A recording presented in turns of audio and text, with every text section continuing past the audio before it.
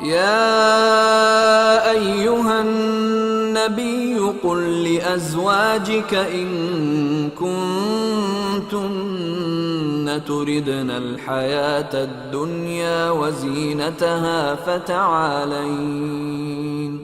فتعالين أمتعكن وأسرحكن سراحا جميلا وإن كنتن تردن الله ورسوله والدار الآخرة فإن الله أعد للمحسنات منكن أجرا عظيما. يا نساء النبي من يأت منكن بفاحشة مبينة يضاعف لها العذاب ضعفين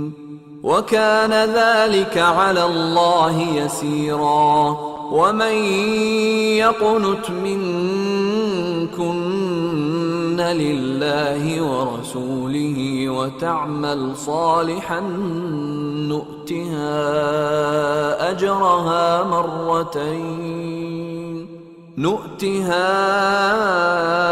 أجرها مرتين وأعتدنا لها رزقا كريما. يا نساء النبي لستن كأحد من النساء إن اتقيتن فلا تخضعن بالقول فيطمع الذي في قلبه مرض وقلن قولا معروفا. وقرن في بيوتكن ولا تبرجن تبرج الجاهلية الأولى وأقمنا الصلاة وآتينا الزكاة وأطعنا الله ورسوله إنما يريد الله ليذهب عنكم الرجس أهل البيت ويطهركم تطهيرا. واذكرن ما يتلى في بيوتكن من آيات الله والحكمة ان اللہ کان لطیفا خبیرا۔ اے پیغمبر اپنی بیویوں سے کہہ دو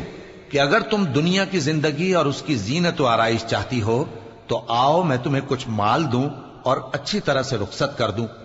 اور اگر تم اللہ اور اس کے پیغمبر اور عاقبت کے گھر یعنی بہشت کی طلبگار ہو تو تم میں جو نیکوکار ہیں ان کے لیے اللہ نے اجر عظیم تیار کر رکھا ہے۔ اے پیغمبر کی بیویوں، تم میں سے جو کوئی کھلی ناشائستہ حرکت کرے گی اس کو دونی سزا دی جائے گی، اور یہ بات اللہ کو آسان ہے۔ اور جو تم میں سے اللہ اور اس کے رسول کی فرما بردار رہے گی اور عمل نیک کرے گی اس کو ہم دونا ثواب دیں گے، اور اس کے لیے ہم نے عزت کی روزی تیار کر رکھی ہے۔ اے پیغمبر کی بیویوں، تم عام عورتوں کی طرح نہیں ہو۔ اگر تم پرہیزگار رہنا چاہتی ہو تو کسی اجنبی شخص سے نرم لہجے میں بات نہ کرو، تاکہ وہ شخص جس کے دل میں کسی طرح کا روگ ہے کوئی امید نہ پیدا کر لے، اور دستور کے مطابق بات کیا کرو،